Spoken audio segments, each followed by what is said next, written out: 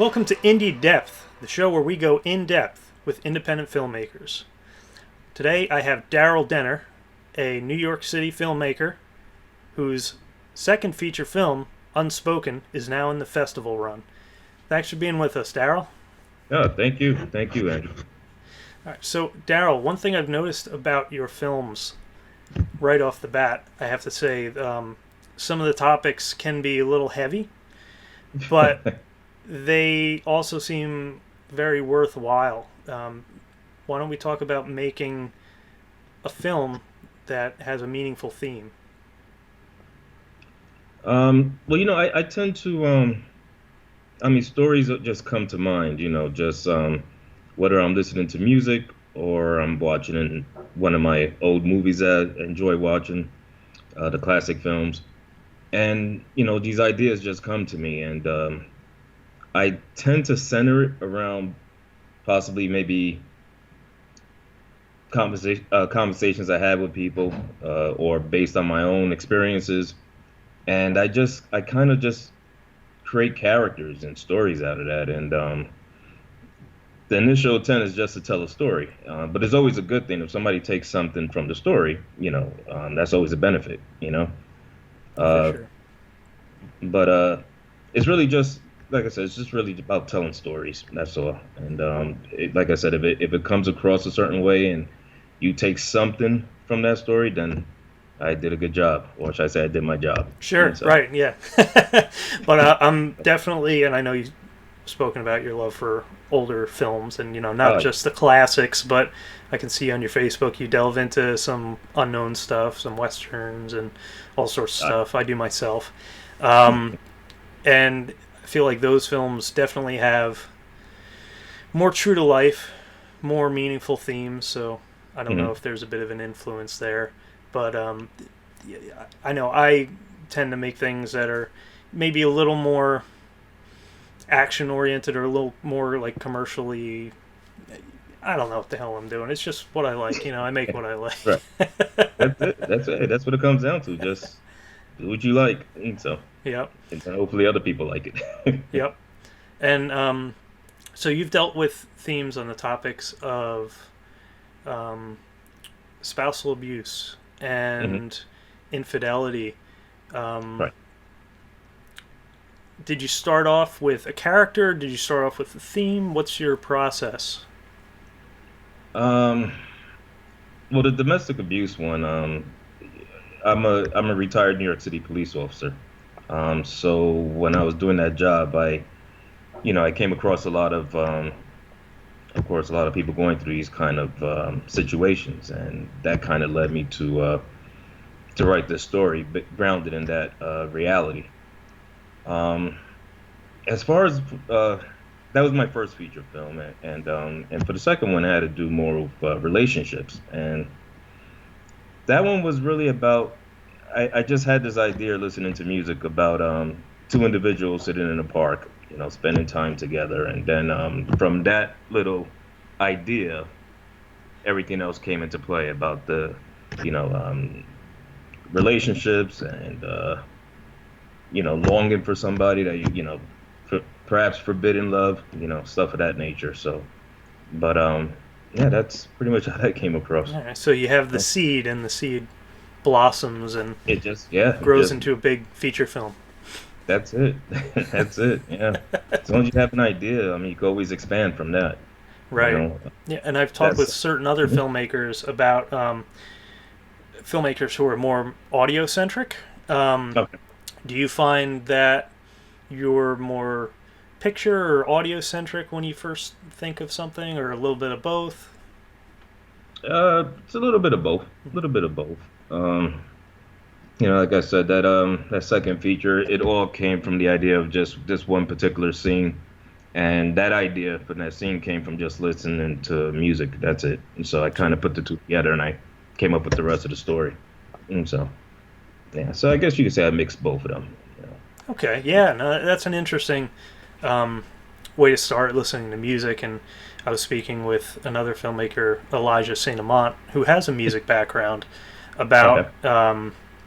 how music can really change what the story is about. And Right. I think what I was really just trying to say at first was we had talked about having different inspirations, not just, say, watching the type of movies that you want to watch or that you want to make, but also looking at art, um, Hmm. paintings, listening to music, just having a bigger pool of art to choose from in order to make something that's, not exactly what everybody else is doing.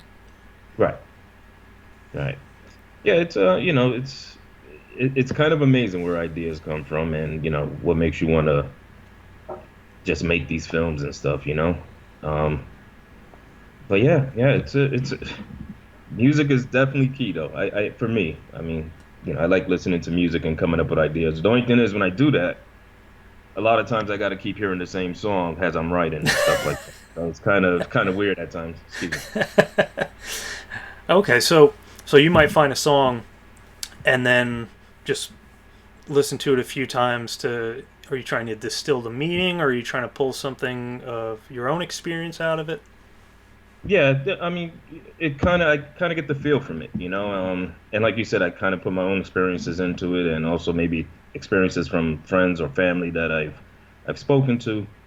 But if I started the idea from listening to a particular song or a music score or something, then I always have to listen to that on and on and on as I'm writing. Just keep rewinding that song or music score and Okay. just keep writing to Throughout that. the writing So, process.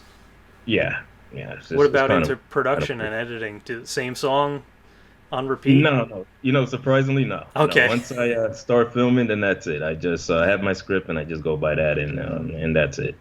And Right. so, yeah, no, I don't use it for that So during that that. part's written, and then when you go into production, Hmm. we've on the show we've talked about how something gets written a couple times. It gets written as a script, it gets written as you're in production, and then it gets written Yes. in editing. Do Hmm. you find that the story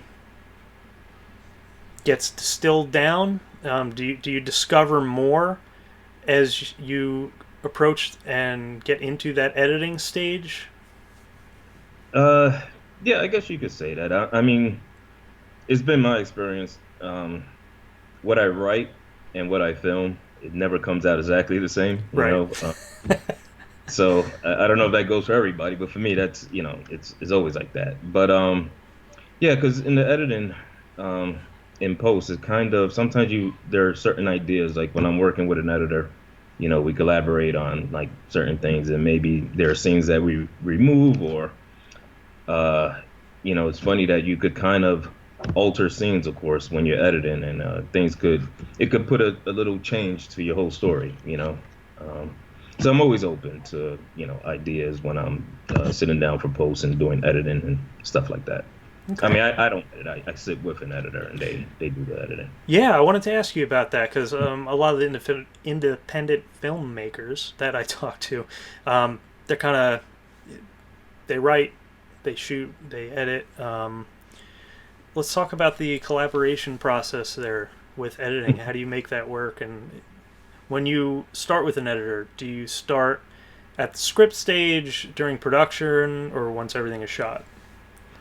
Well, I've been lucky where I mean most of the time when it comes down to working with an editor is somebody who's been on the set. Mm. Whether it be a DP or maybe they have some other function on the set, so they're already aware of the feel of the film and what I'm trying to do with the film and stuff of that nature. I mean, one school of thought is never have your editor your DP. You should. Some people say you should switch it up or have different eyes on your film.